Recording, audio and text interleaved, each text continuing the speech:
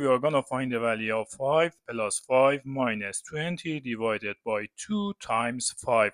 Alright, this 5 plus 5 gives us 10. It can be written in the form of 10 minus 20 divided by 2 times 5. Then this 10 minus 20 gives us negative 10. So I rewrite it in the form of negative 10 divided by 2 times 5. Next, this negative 10 divided by 2 gives us negative 5. So I write it in the form of negative 5 times 5. And lastly, negative 5 times 5 gives us negative 25.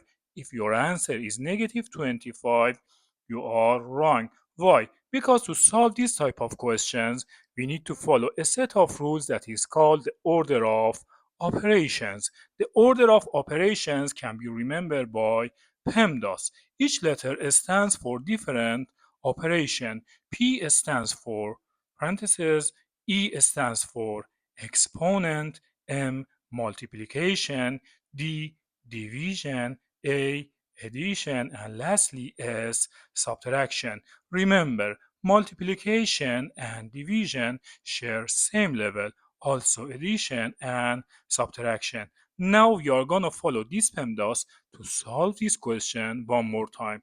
Go ahead. First parenthesis. So I do operation inside the parentheses. 5 plus 5 gives us 10. I write it in the form of 10 minus 20 divided by 2 times 5. Next, we have subtraction, division, multiplication. Subtraction here, division here, multiplication here. So, should we start with division or multiplication? As you know, multiplication and division share same level.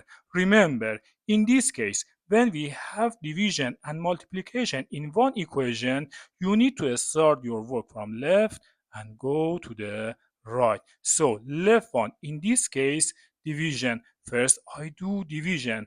20 divided by 2 gives us 10.